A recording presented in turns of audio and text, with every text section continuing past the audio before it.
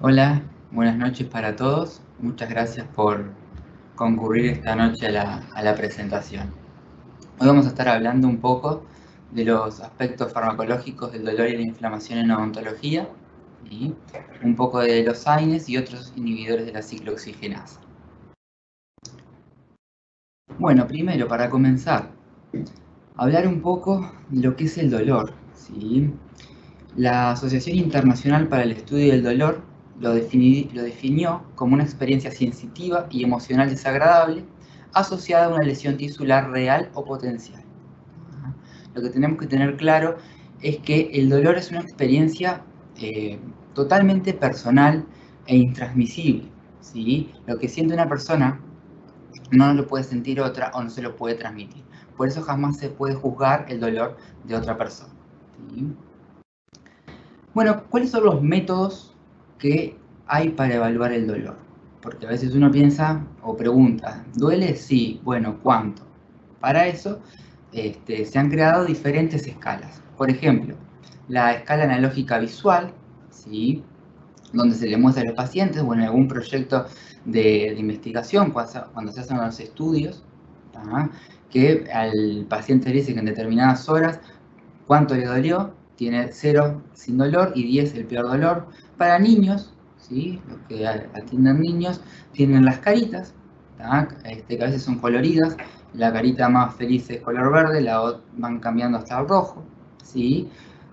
Con palabras de 0 a 5 también, y la escala verbal, que en realidad es la que mayormente utilizamos para preguntar y que el paciente nos describa ese dolor, siendo 0 nada y 10 o 5 el máximo. Esta es la escalera de la analgésica de la OMS, de la Organización Mundial de la Salud, que la quise traer. Es una escalera que se utiliza más que nada para los dolores oncológicos, ¿sí? Pero a veces podemos trasladarla o utilizarlas para algunos de los dolores odontogénicos. Sabemos que la extracción del tercer molar retenido muchas veces se compara con un dolor oncológico, a ese nivel llega, entonces esta escalera puede ajustarse en alguna medida. Esta escalera se hizo en el año 1984, ahora ya hace unos años que se está empezando a discutir, ¿sí? Porque los dolores y las asociaciones o los coadyuvantes ya no siguen siendo lo mismo. Pero teniendo en cuenta que para un dolor leve se comienza con los analgésicos no opiáceos, con los AINES, y si es necesario algún coadyuvante. Cuando hablamos de coadyuvante estamos hablando, por ejemplo, de los corticoides, ¿sí? Que son los que utilizamos nosotros, como por ejemplo prednisona o dexametasona. También después para el dolor moderado, ¿sí? Ya empieza a utilizarse los opioides menores y los analgésicos no opioides y con algún coadyuvante, o inclusive a veces los opioides menores, como dice acá, más menos los analgésicos no opioides, o sea, un ibuprofeno con codeína, por ejemplo, un paracetamol con tramadol, entre otras cosas. Y de los dolores graves, que no son los que se manejan en la esfera estomatológica, ¿no? Ya son para los opioides potentes como la morfina, cóctel de Brompton, etc. Bueno, con respecto a la farmacoterapia desde el dolor, es un tratamiento coadyuvante sintomático, ¿sí? Y va a ayudar a resolver ese dolor. ¿Qué tenemos que tener en cuenta? Que sea eficaz para la persona, para el paciente, seguro, sobre todo. Nunca olvidar poner en la balanza la eficacia y la seguridad de ese medicamento para cada persona. Por eso es fundamental la prescripción, así sea de un AINES, de un analgésico. Son medicamentos que se los conoce como la venta sobre el mostrador o over the counter, también lo pueden encontrar, que son de venta libre. Entonces, la población en general accede a los analgésicos, pero muchas veces no tienen en cuenta enfermedades de bases o preexistentes que no pueden ser, que a veces no son, perdón, beneficiosos el uso de los AINES en determinadas patologías sistémicas, ¿sí? Y por supuesto aceptado por el paciente. El paciente sabe, por lo general, ¿sí?, qué AINE es el que le da mejor resultado o cuál lo tolera mejor desde el punto de vista gastrointestinal. Entonces es fundamental a la hora de prescribir escuchar al paciente, ¿sí?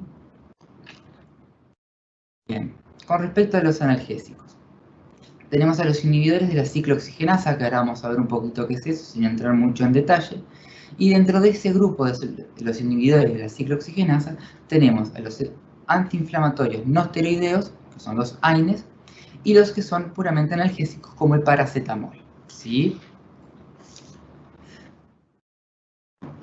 Estos inhibidores de la ciclooxigenasa son fármacos que tienen acción analgésica, antiinflamatoria y antipirética, con eficacia relativa uno de otros. Vamos a ver que algunos son más analgésicos, otros son más antiinflamatorios y otros tienen mayor o menor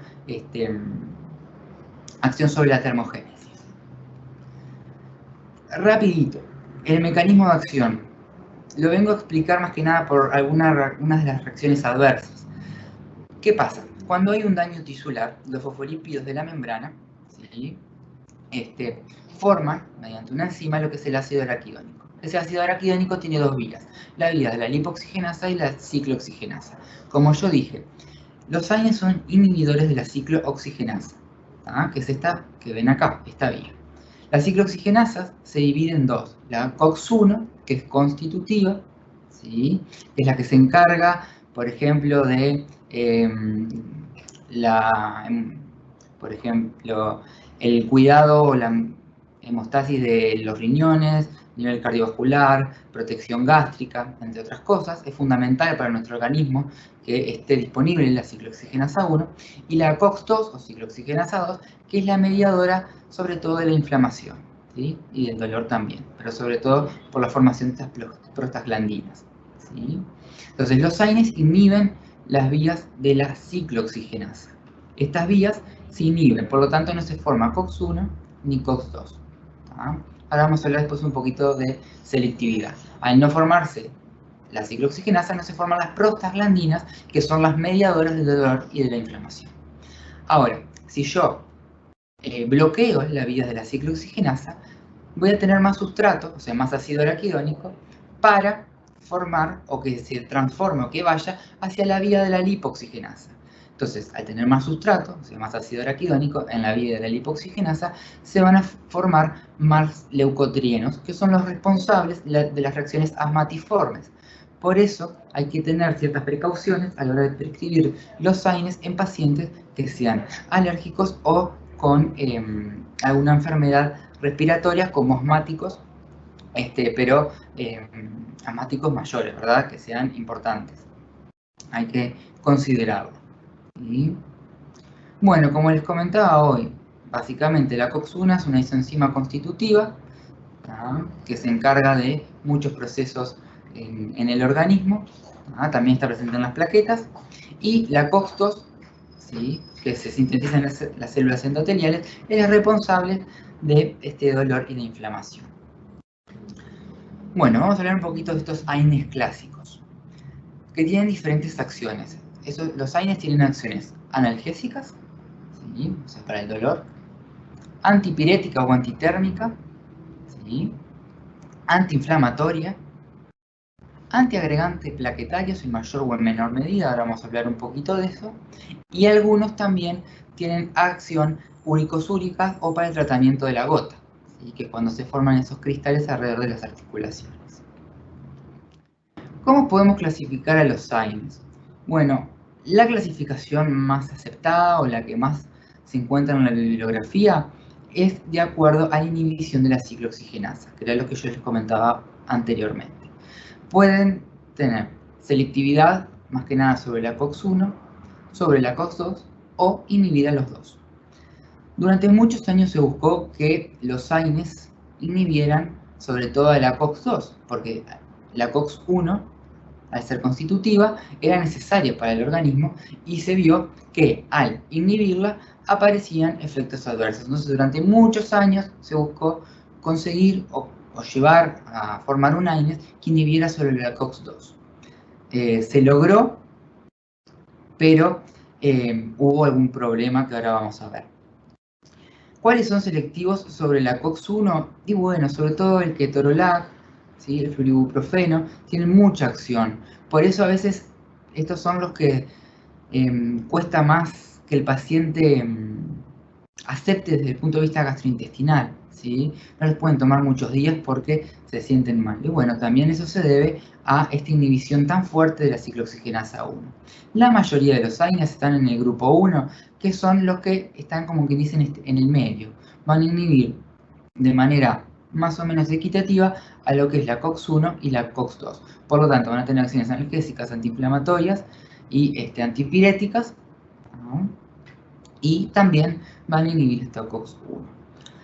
Después, que tienen más acción sobre la COX-2 que nosotros podemos utilizar en odontología es la nimesulida, por ejemplo. ¿Sí? La nimesulida inhibe a la COX-1, pero mayoritariamente a la COX-2. Tiene muy buen poder analgésico y antiinflamatorio. ¿No?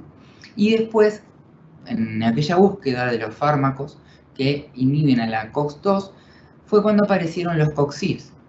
Que el Celecoxib, por ejemplo, actualmente está en plaza, es un buen analgésico, prácticamente sin efectos indeseables a nivel gastrointestinal, pero que se utiliza más que nada para el tratamiento de dolores crónicos y no tanto para dolores agudos como los en odontología.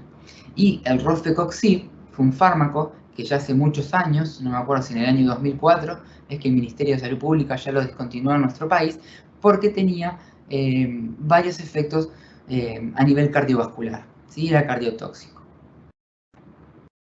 Muy bien. Antes de pasar a hablar un poco de cada grupo de los AINES, ¿qué consideraciones tenemos que tener a la hora de prescribir? ¿Sí? Cuando la analgesia es el objetivo principal, y especialmente si el tratamiento es de corta duración, la característica fundamental del agente debe ser la rápida iniciación del efecto. ¿Sí? O sea que el medicamento, el AINES que nosotros utilizamos, debe tener una latencia corta. Pensemos que en odontología manejamos sobre todo dolores agudos, ¿sí? Postoperatorios, muchas veces, ¿no? Y por un tiempo determinado corto. Nosotros los analgésicos cuando los indicamos, por ejemplo, por 3 días o por 5 días. ¿Sí? No es lo mismo con un dolor crónico que la persona está tomando por mucho tiempo un analgésico. Entonces, ¿qué tenemos que tener en cuenta? Van a ser dolores agudos, ¿sí? Y por lo tanto van a estar muy relacionados con dolores intensos. Yo les comentaba hoy que el dolor de la extracción de un tercer molar retenido se compara con un dolor oncológico. Entonces hay que imaginarse que ese dolor es bastante fuerte. Esto que yo traje acá se conoce como techo analgésico, ¿no? Que lo tienen los AINES. ¿Qué quiere decir el techo analgésico? Quiere decir que una vez que yo administro un AINES, ¿no? Se llega a una dosis máxima y por más que yo aumente la dosis de ese medicamento, no voy a aumentar, ¿sí?, las propiedades analgésicas. Lo único que voy a aumentar van a ser los efectos adversos e inclusive llegar hasta el límite tóxico, ¿sí? Cuando yo tengo mi efecto máximo, no puedo seguir administrando más dosis del AINE, por algo hay que respetar la posología, que ahora vamos a ver, porque este techo va a llegar hasta acá y no se va a aumentar. Eso es importante decírselo al paciente, ¿ah? Que una vez que se le indica el analgésico debe respetar la posología y en caso de hacer una combinación que sea o que siga la que le prescribió el odontólogo. ¿Ah? Y este techo analgésico no importa el AINE, no importa si yo le doy ibuprofeno y después quiere tomar una dipirona o un clonicinato de lisina. El techo analgésico no responde al principio activo, sino que responde al mecanismo de acción de estos medicamentos. ¿Ah? Entonces, si yo quiero aumentar mi eficacia analgésica, tengo que buscar otro analgésico u otro antiinflamatorio con un mecanismo de acción diferente. ¿Tá? Por eso es que están las combinaciones y se usa lo que se llama la analgesia multimodal, ¿verdad?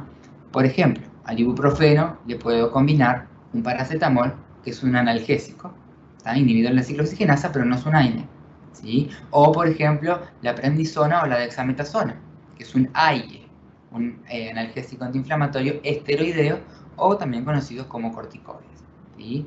O lo puedo asociar con un derivado de un opiáceo, como por ejemplo la codeína o el tramadol. ¿Sí? Ahora vamos a ver eso. Pero es fundamental que les expliquemos a nuestros pacientes que respete la posología. ¿Sí? Si está con mucho dolor, por más que lo tome cada 1 hora o cada 2 o cada 3 horas, no va a lograr mayores propiedades analgésicas en ese analgésico. Bueno, ahora vamos a hablar de algunos grupos, de los más conocidos. Cualquier cosa me pueden hacer alguna pregunta porque no los incorporé a todos los AINES porque son un montón, se pueden imaginar, y tampoco describí sus asociaciones, pero hay bastantes asociaciones en Plaza. Así que las preguntas las pueden ir escribiendo si quieren, que yo las voy viendo. Tenemos, por ejemplo, al más antiguo de los AINES, que entra dentro del grupo de los salicilatos, que es el ácido acetilsalicílico, o también conocido por su nombre registrado y ya un genérico a nivel mundial, la aspirina. ¿Sí? Bueno, este AINES fue uno de los primeros, ¿verdad? Era un queratolítico o callicida que se usaba antes porque es un ácido muy fuerte, muy buenas propiedades analgésicas, antiinflamatorias, antipiréticas, tiene la propiedad de ser antiagregante plaquetario, ¿sí? Ahora vamos a ver un poquito eso, porque está bastante relacionado con la odontología, ¿sí? Y la parte quirúrgica. Y en el embarazo, en el primer y segundo trimestre, categoría C, y en el tercer trimestre, categoría D. Por lo tanto, es un AINE que no puede ser utilizado en ningún estadio del embarazo, ¿sí? Cuando se usa como antitrombótico. En este caso, se usa como analgésico antiinflamatorio y antipirético. Muy buenas propiedades analgésicas, muy buenas propiedades antiinflamatorias. Son 500 miligramos a 1 gramo cada 6 a 8 horas. ¿Sí? Su principal reacción adversa es a nivel gastrointestinal porque es muy ácido, va a estar contraindicado en cualquier persona que tenga algún problema como gastritis, reflujo, úlceras, etc. ¿Sí? Ahora, esto es en dosis de 500 miligramos a 1 gramo, como les dije. Como antitrombótico, ¿sí? El ácido acetilsalicílico tiene una propiedad que no lo tiene ningún otro AINE, que es inhibir de manera irreversible, ¿sí?, a la ciclooxigenasa plaquetaria. Ningún otro AINE lo logra. Entonces, la acción dura lo que vive la plaqueta, que es alrededor de unos 7 a 10 días. Por eso tiene un efecto irreversible. ¿Tá? Para que se use como antitrombótico debe ser utilizado a dosis inferiores, o sea, de 75 a 320 miligramos por día es cuando se utiliza para prevención de trombos, ya sea para prevención secundaria, ¿sí?, después de haber tenido un evento cardiovascular, ¿sí?, como un infarto agudo de miocardio, o con un uso off-label o extrarrótulo para la prevención primaria. Ahí les puse interacciones. ¿Por qué puse interacciones? Porque hay que tener en cuenta que el ácido acetilsalicílico, cuando se usa como antiagregante plaquetario, puede tener una interacción con el ibuprofeno porque tienen un sitio de acción muy cercano en la plaqueta, ¿sí? Entonces, si uno elige como AINES al ibuprofeno, lo puedo utilizar en una persona que esté tomando ácido acetilsalicílico, pero lo ideal es que no los tomen muy seguidos, ni los tomen juntos, ¿sí?, sino que los tomen espaciados el uno del otro, ¿ah?, para que pueda actuar uno y no se vea interferido por la acción del otro. Y tener en cuenta también que los pacientes, luego de haberse realizado una exodoncia, ¿verdad?, una extracción dental, pueden perfectamente utilizar como analgésico ácido acetilsalicílico 500 miligramos cada 8 horas o cada 6 horas. ¿Sí? No hay riesgos de hemorragia, ni mucho menos. Recibimos muchas veces pacientes hipoagregados o hipocoagulados. En este caso, como estamos hablando del ácido acetilsalicílico, está antiagregado, ¿sí?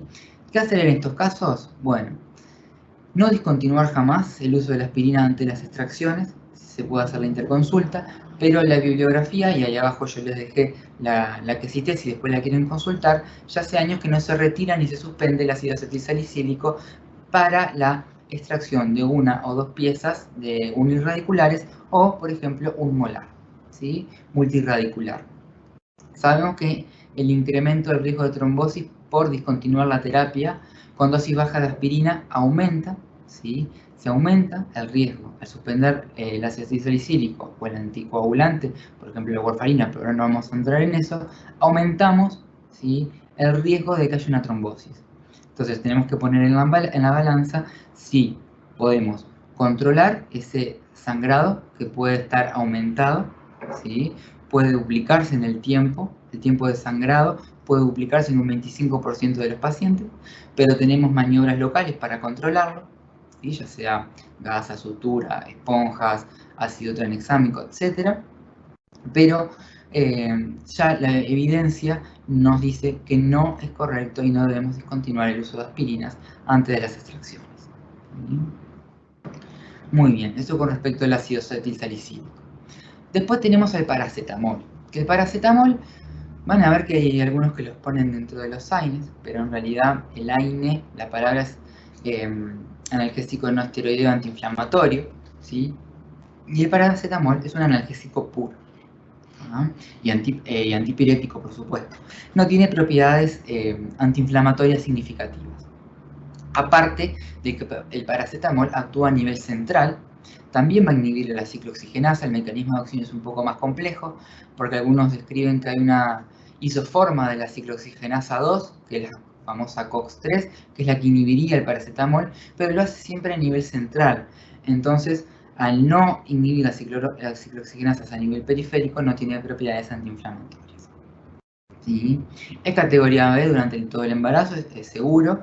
Quizás ya hayan escuchado que es el más prescripto, ¿verdad?, por los médicos a las embarazadas. ¿Sí? Hay que tener la precaución de evitar el uso prolongado y de grandes dosis, sobre todo en niños, ¿sí?, pero en realidad en cualquier persona. Prácticamente no tienen reacciones adversas a las dosis normales, pero si se aumentan las dosis pueden ser hasta letales. Ahora les voy a explicar un poquito más eso. El paracetamol se absorbe bien, tiene una vida media bastante corta, por eso la posología es cada 6 horas, ¿sí? De 2 a 4 horas en realidad es la vida media. Puede tener una interacción potencial con la warfarina, que es un anticoagulante, ¿no?, que se ve aumentado el INR, por lo tanto ese paciente puede tener un poco más de sangrado, hay que tenerlo en cuenta, ¿sí? Y con respecto a esto, no mucho más. Todos estos AINES que estoy hablando tienen una latencia corta, que es lo que yo les comentaba al principio. Es importante que piensen hacer efecto relativamente rápido, ¿sí? No podemos tomar un analgésico como el Coxib, que después de horas comienzan a tener su efecto. Estos AINES, ya sin importar este grupo o ya sea el paracetamol aislado, ya a la media hora ya empiezan a absorberse, distribuirse y llegar al punto de acción, ¿sí? Con respecto al metabolismo hepático de paracetamol, que esto es lo que hay que tener presente, que es fundamental. Yo acá les puse las dosis. Una dosis terapéutica es de 10 a 15 miligramos por kilo de peso. Una dosis potencialmente tóxica ya son 150 miligramos por kilo. Y la dosis letal es de 150 a 250 miligramos por kilo. ¿Ah? ¿Qué pasa con el paracetamol? El paracetamol es metabolizado a nivel hepático, ¿sí?, a nivel del hígado. Un 90% se conjuga, ¿sí?, con el ácido glucurónico, ¿tá?, para poder ser eliminado. Para poder ser eliminado a nivel renal.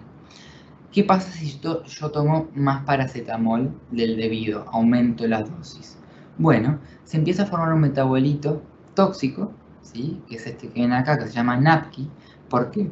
Porque se agota la reserva hepática del ácido glucurónico, ¿sí?, y este metabolito empieza a quedar en el hígado, ¿sí?, y no puede ser eliminado de ninguna manera. Ácido glucurónico o glutatión. El glutatión también es el que se encarga de la conjugación, o sea, de la unión de ese NAPQI para poder eliminarlo. Ahora, se agotan las reservas porque no da tiempo que el hígado genere más. Tenemos unas reservas que son finitas.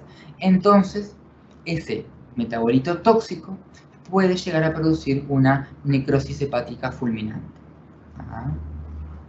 El único antídoto que hay, que ya hace tiempo que también ya está disponible en nuestro país, es la N-acetilcisteína, que es la encargada de poder eliminar ese napkin, ese producto, ese metabolito tóxico, que es la palabra, del hígado para eliminarlo. Entonces, el paracetamol es muy bueno, pero hay que tener cuidado a la hora de aumentar las dosis. Como yo les decía hoy, a la persona le duele, empieza a tomar, sin tener en cuenta que hay un techo analgésico y pueden comenzar a aparecer este tipo de reacciones, ¿sí? Que pueden ser tóxicas. Inclusive puede llegar a la muerte de la persona.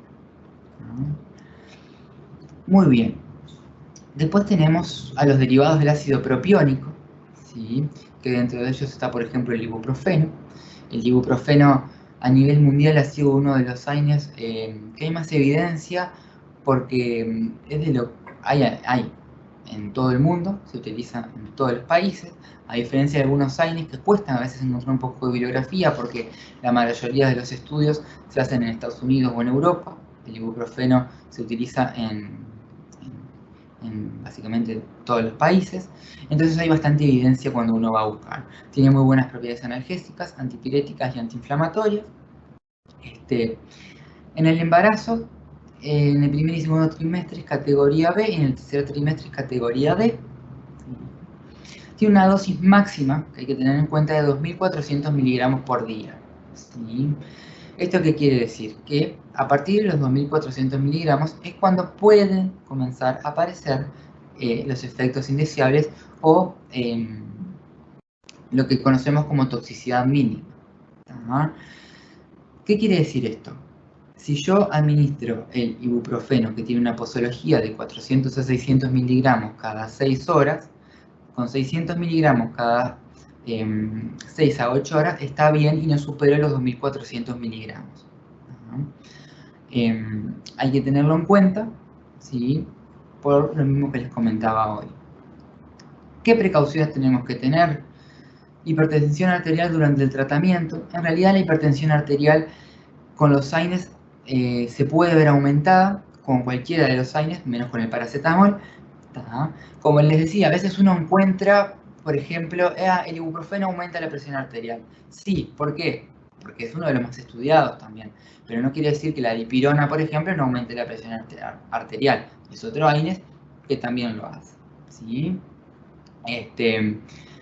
Esa elevación de la presión arterial por los AINES en general a veces puede llegar a ser significativa y hay que tenerlo en cuenta en un paciente hipertenso. Yo en la bibliografía encontré, que se los dejé ahí para que después la puedan consultar, que de 3,79 a 5 milímetros de mercurio es la presión puntos de presión arterial se pueden ver aumentadas por un AINES. Entonces hay que también tener cuidado a la hora de prescribir un AINES y ver a veces si podemos combinarlo con otro analgésico para disminuir las dosis de uno. Sobre todo disminuir las dosis del AINES para no tener estos efectos secundarios. ¿Sí? En la úlcera gastroduodenal también hay que tener esa precaución, pero justo el ibuprofeno no es de los más gastrolesivos y ahora le voy a mostrar.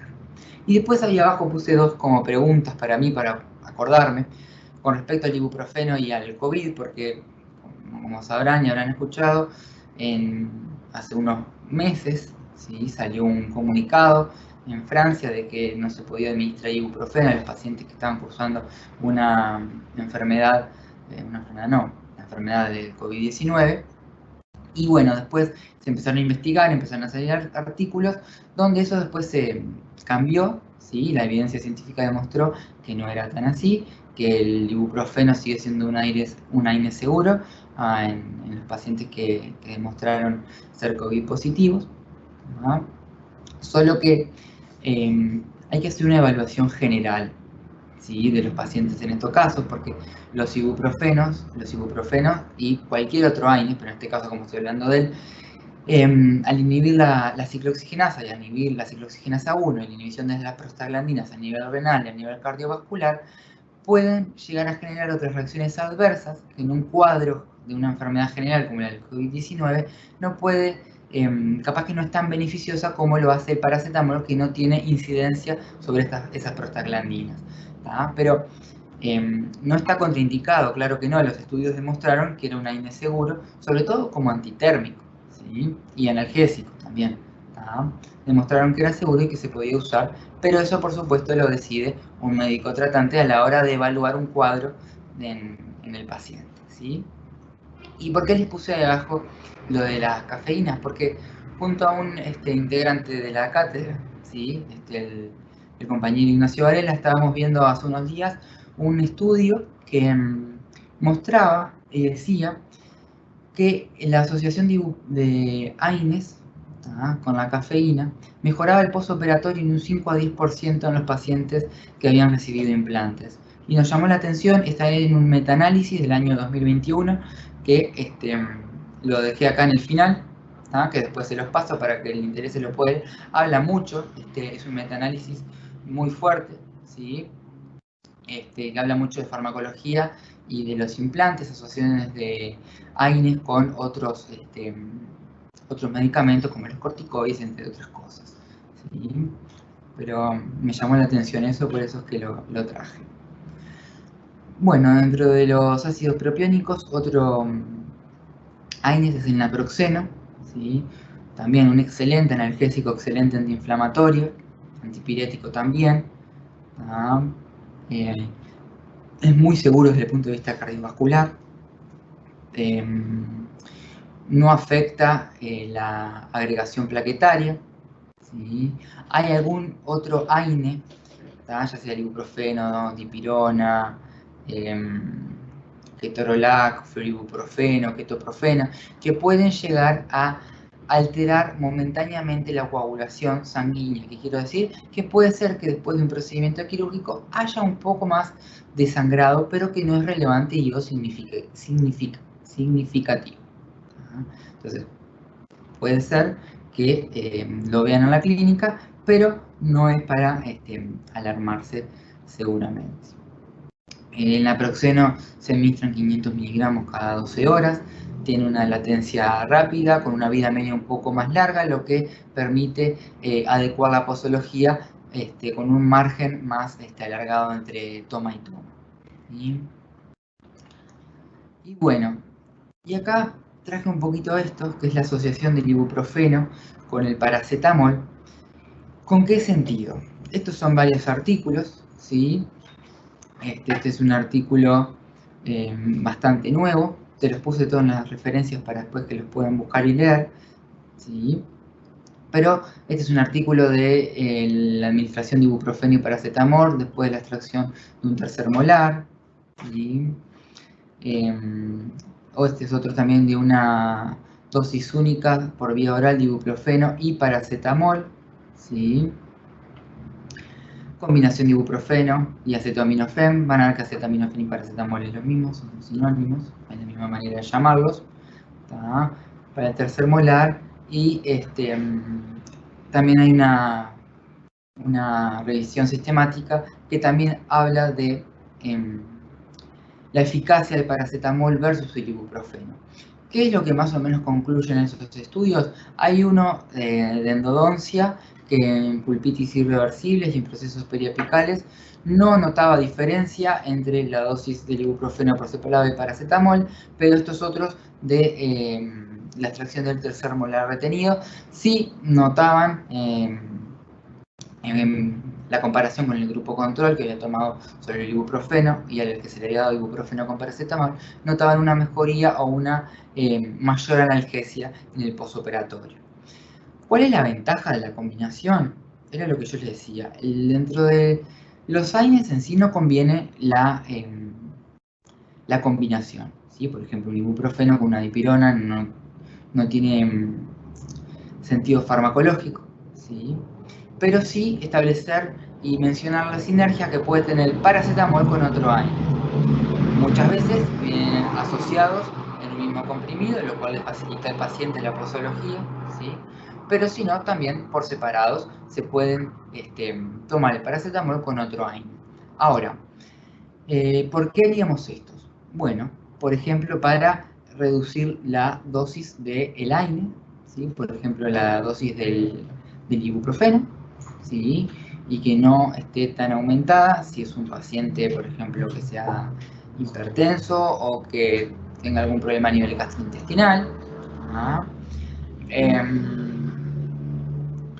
Y básicamente para eso, establecer o no tener tantas reacciones adversas y también por el mecanismo de acción que yo les mencionaba anteriormente.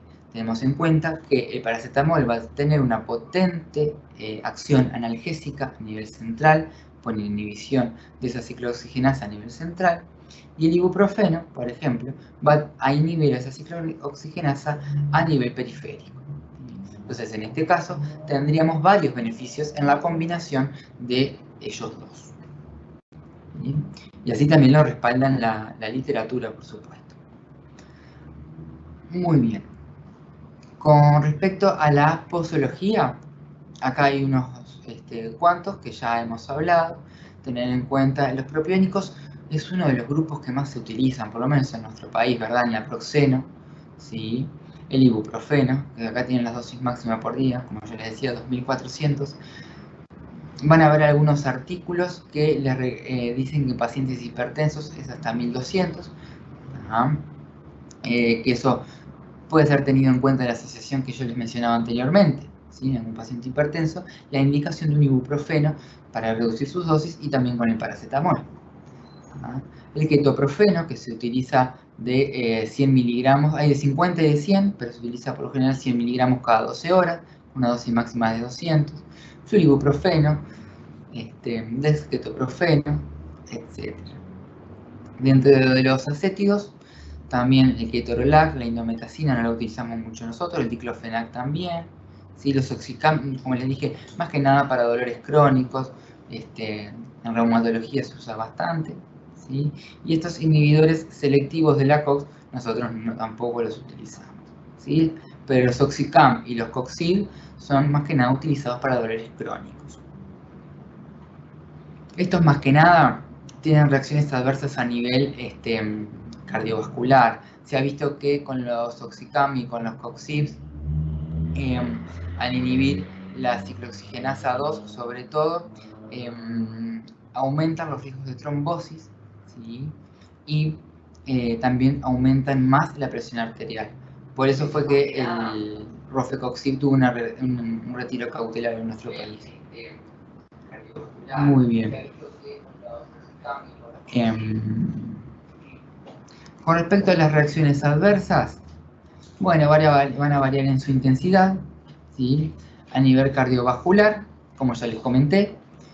Renales, ¿sí? ¿Qué pasa? Al inhibir las ciclooxigenasas, van a estar inhibidas la formación de las prostaglandinas renales y por lo tanto va a haber una retención de sodio, ¿sí? Y una retención de líquidos. Entonces también está relacionada el aumento de la presión arterial por esa inhibición de las prostaglandinas renales, ¿sí? Entonces, por eso también hay que tenerlo en cuenta el uso de los AINES. Una cosa importante es que estos AINES van a inhibir a la ciclooxigenasa 2, que es la que menos más interesa, pero también dijimos que inhibían a la 1, sin importar la vía de administración. Si yo administro el AINES por vía oral o es administrado por la vía parenteral, la inhibición de la ciclooxigenasa se va a dar de todas maneras. Lo que puedo evitar al administrarlo por la vía parenteral, como por ejemplo la endovenosa, es que los AINES que son más ácidos no tengan una acción local sobre la mucosa gástrica por la deglución, ¿sí? Y es fundamental que cuando nuestra indicación le indiquemos al paciente que lo deben hacer con un vaso lleno de agua para favorecer la disgregación y la liberación de ese AINE a nivel del estómago, ¿sí? Y que sea liberado y que pueda ser absorbido, ¿tá? Se necesita del líquido para ser absorbido, ¿sí? Alergia o hiperreactividad. Puede ser, las personas que son alérgicas a los AINES lo saben, ¿sí? Hay que tener cuidado, sobre todo por lo que les comenté de la activación de la vía de la lipooxigenasa y las reacciones asmatiformes que pueden tener, ¿sí? Y resistencia a la aspirina que también puede verse. Con respecto a la seguridad gastrointestinal, esto que les muestra acá, les pone por ejemplo el AINE, y esto es lo gastrolesivo, primero lo más bajo hacia lo más alto. Los coxib, como yo les comentaba, son los menos gastrolesivos, pero son los más peligrosos a nivel cardiovascular. Después el acetaminofén o paracetamol, diclofenac, el ibuprofeno, ¿sí? Vieron que yo les comentaba y que no es muy gastrolesivo. Después ya le sigue en la segunda línea el naproxeno, el ketoprofeno, ¿sí? Y por último, el más gastrolesivo es el ketorolac. Si los pacientes alguna vez le indicaron ketorolac o les comentaron, van a ver que después de 2 o 3 días dicen que ya no lo toleran muy bien, ¿sí? Acá tienen lo mismo. ¿Ven? Toxicidad gastrointestinal, ¿sí? Y la selectividad por la COX-2. Con respecto a la toxicidad gastrointestinal, es mínima para el ibuprofeno, el ácido acetilsalicílico y el naproxeno son un poco más, ¿sí? Y el ketoprofeno o el ketorolac también es lo que tienen más, ¿sí? Y bueno, la selectividad por la COX-2, la mayoría de nuestros AINES que utilizamos están más que nada ubicados en el medio, como yo les comentaba anteriormente. Bueno, esto que yo les traje acá es lo que se conoce, ¿sí?, como triple golpe o triple whammy. ¿Sí? Acá, triple whammy. ¿Qué pasa? En pacientes, acá dice advertencia, evitar combinación de un AINE con los antihipertensivos, con los IECA, con los inhibidores de la enzima convertidora de angiotensina, ¿sí?, como el enalapril, y los ARA, los ARA2, ¿sí?, los antagonistas de la reconversión de angiotensina. ¿Qué pasa con esos antihipertensivos? El AINE y el diurético. Acá ven los diuréticos. ¿Ah? Se puede producir este triple whammy o triple golpe, que es una disfunción, por decirlo, una falla renal grave que puede, ¿sí?, llegar a ser irreversible para el paciente. Entonces, es fundamental la historia clínica farmacológica a la hora de prescribir un AINE. Saber si el paciente es hipertenso, qué medicación está tomando. Es muy común que el paciente que esté tomando un antihipertensivo pueda estar tomando otro, muchas veces asociada con un diurético, ¿sí?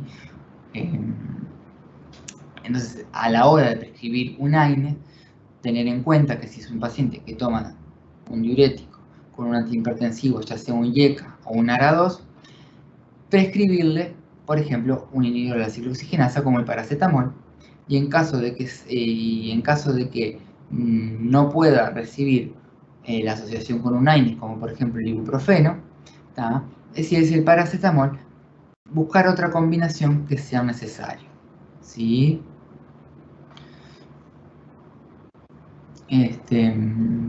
Muy bien.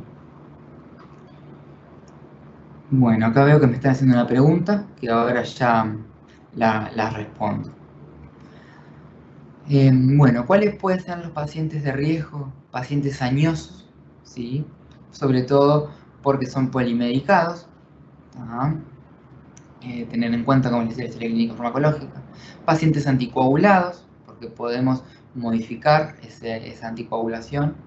Pacientes con insuficiencia renal, pacientes con insuficiencia cardíaca, mujeres embarazadas y los niños. ¿Sí? Ahora vamos a hablar un poquitito de los AINES en la pediatría. En pediatría se utilizan los AINES con precaución, ¿sí? Recordemos que los niños y los adultos mayores tienen el metabolismo a veces diferente, en los niños más acelerados, en los adultos mayores la excreción renal está disminuida por una insuficiencia renal a veces, o por algún problema a nivel hepático, son metabolizadores lentos. Entonces tampoco podemos estar administrando grandes dosis en intervalos cortos de tiempo, ¿sí? En los niños también son más sensibles. Por lo tanto, los primeros meses de vida van a ver que se prefiere el paracetamol. Luego del año, ¿sí?, se recomienda ya el uso del ibuprofeno y luego de los 2 años la dipirona. Nosotros podemos perfectamente en odontología, por un tema cronológico con la erupción dentaria y los problemas que pueden llegar a presentar, prescribir ya sea el ibuprofeno, el paracetamol o la dipirona, sin mayores inconvenientes porque tienen buenas propiedades. Recordemos que en la odontología la mayoría de los procesos están acompañados por inflamación y dolor sobre todo. Entonces es fundamental, ¿sí?, por lo menos desde mi punto de vista, que esté acompañado de algún antiinflamatorio, muchas veces cuando el procedimiento lo requiera, y la historia clínica farmacológica y la salud general del paciente también, por supuesto. Y tener en cuenta que el uso de ácido acetilsalicílico está contraindicado por decreto del Ministerio de Salud Pública hasta los 18 años por riesgo de síndrome de Reye, o de Reye como lo conozcan, en pacientes cuando estén cursando un cuadro infeccioso viral. ¿Sí? Por eso es que en niños y adolescentes no se puede, hasta no saber cuál es el origen de la infección, la indicación y prescripción de ácido acetilsalicílico. ¿Sí? Por este síndrome de Reye que puede causar una encefalitis que puede ser bastante grave, ¿verdad? Muy bien. Y esto lo traje como para compararlo, porque en realidad la idea de hoy no era hablar de opioides ni opiáceos, ¿sí? Pero para tenerlo en cuenta. Estas son las principales características diferenciales entre los AINES y los analgésicos opioides. Primero, el lugar de acción. Los AINES van a actuar a nivel de la periferia y los opioides a nivel central. Por eso también es una buena combinación. La eficacia, ¿sí?, de los AINES por lo general es moderada y de los opioides depende cuál puede ser intensa. Los usos clínicos de los AINES: cefaleas, atralgias, mialgias, odontalgias, dolores postoperatorios, dolores leves a moderados, y de los opioides para dolores viscerales o dolores intensos. ¿Sí? Recordar que los AINES tienen la acción, como dije hoy, antitérmica, antiinflamatoria y antiagregante, ¿sí? Y los opioides son, por lo general, analgésicos, ¿sí?, pero también llegan con, o van de la mano con otras reacciones adversas como la narcosis, el sueño, dependencia, tolerancia, estreñimiento, entre otras cosas. Los pacientes que toman opioides de manera crónica los conocen, pero tengamos en cuenta que estas reacciones, por lo general en odontología, cuando prescribimos, por ejemplo, un AINES asociado con el opioide, como puede ser el ibuprofeno con la codeína, no se llegan a desarrollar en su totalidad, por ejemplo, porque se usan por pocos días, ¿sí? Muy bien. Y para ir finalizando la presentación y pasar a las preguntas, tenemos que tener en cuenta que se debe usar la dosis menor eficaz durante el menor tiempo posible y revisar periódicamente la necesidad de tratamiento. La selección adecuada del AINE depende del perfil de seguridad del fármaco y de los factores de riesgo del paciente. Con esa frase me parece importante, ¿verdad?, darle el cierre, porque es importantísimo el perfil de seguridad del fármaco. Si bien son AINES, no todos se manejan de la misma manera, son muy similares. Escuchar, como yo le decía hoy al paciente, el AINE es como la huella digital del paciente. Quizás a mí el ibuprofeno 400 miligramos para una odontalgia o para una cefalea me hace bárbaro y lo indico, y para el paciente me dice: yo lo tomé y la verdad que a mí no me hizo nada, pero yo tomé dipirona o tomé clonicinato de lisina o naproxeno y la verdad que anduvo espectacular. Bueno, hay que escuchar a los pacientes, hay que tener en cuenta lo que ellos nos dicen. Y por supuesto, siempre que podamos utilizar una analgesia multimodal en caso de ser necesaria, tener en cuenta la reducción de las dosis, ¿sí?, y la sinergia de los efectos, ¿sí?, ya sea con el paracetamol y los AINES, o con los AINES y los opiáceos, entre otras cosas. También tener en cuenta que los AINES pueden asociarse con muchas cosas. Vamos a ver que hay AINES asociados con relajantes musculares, ¿sí?, que se utilizan en odontología, como con la orfenadrina o con la ciclobenzaprina. También tenemos AINES asociados con quemas con cafeína, ¿sí?, AINES asociados con bromuro para el nivel gastrointestinal, etcétera, entre otras asociaciones, ¿sí? Pero eso no los puse porque no eran tantos para el día de hoy. Acá les dejé las referencias que utilicé. Esta presentación después las pueden pedir porque yo se las puedo pasar. Estos son artículos. Intenté buscar artículos bastante nuevos, que hay algunos que son del 2021, de este mismo año. Hay artículos también del 2020, ¿sí?, con información bastante nueva y actualizada. Muy bien. Muchas gracias, y ahora voy a pasar a las preguntas que veo que están por acá. Bueno, acá está la primera. Doctor, ¿qué opinas sobre una extracción de un tercer molar? Usar ketoprofeno cada 12 e ibuprofeno intermedio. ¿Qué bien tiene el uso de los corticoides con prednisona como coadyuvante con los AINES ante el dolor agudo? Perfecto. Ahí, esa es una de las preguntas. Con respecto al ketoprofeno, sin duda que es un excelente analgésico y antiinflamatorio que se está utilizando bastante en cirugía. Pero yo no lo combinaría con el ibuprofeno. Primero porque son de la misma familia, son los dos ácidos propiónicos. Segundo, son los dos AINES y llegan a ese techo analgésico, entonces estamos aumentando los efectos tóxicos o los efectos indeseables, como lo quieran llamar, y en ese caso no daría mayores resultados para el paciente. Lo que sí es una buena asociación, como decía más abajo en la pregunta, es utilizarlo con prednisona, ¿sí? Ya sea ibuprofeno con la prednisona o el ketoprofeno, como bien fue la pregunta, con la prednisona. Recordad que la prednisona es 1 miligramo por kilo de peso que se utiliza. Y es en una toma diaria en la mañana. Entonces, aproximadamente una persona necesitaría alrededor de unos 10 miligramos de prednisona, ¿sí? Porque una persona de 70 kilos es difícil fraccionar 7 miligramos.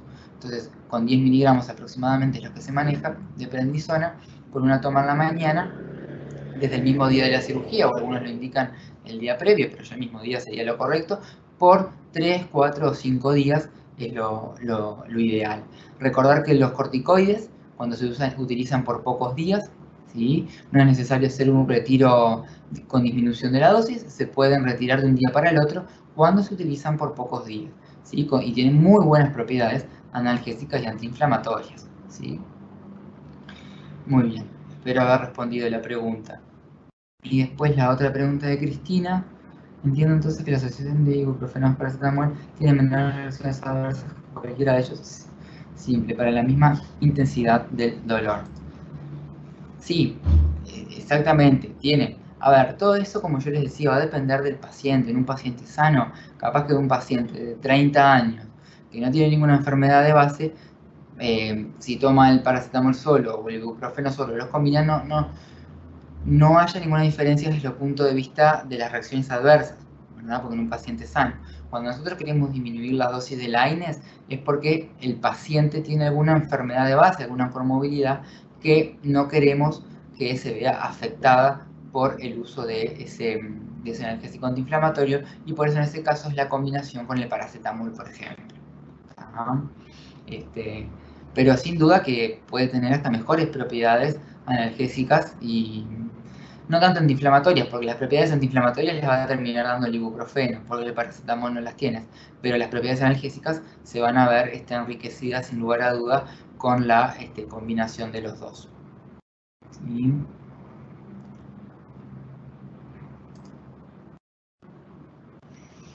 Bueno, muy bien. Si alguien tiene alguna pregunta más que quieran hacerme, la pueden escribir.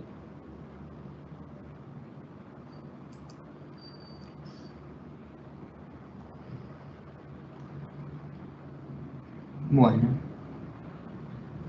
si quedó claro entonces, lo dejamos por acá. Cualquier cosa, yo no tengo problema. Si surge alguna duda o algo después, se la pueden consultar al laboratorio, ¿sí? O si no, mi mail es martinpuch27@gmail.com, o cualquiera de los visitadores tienen mi número, mi contacto, se lo pueden pedir, no hay problema en cualquier consulta que quieran hacerme o lo que sea.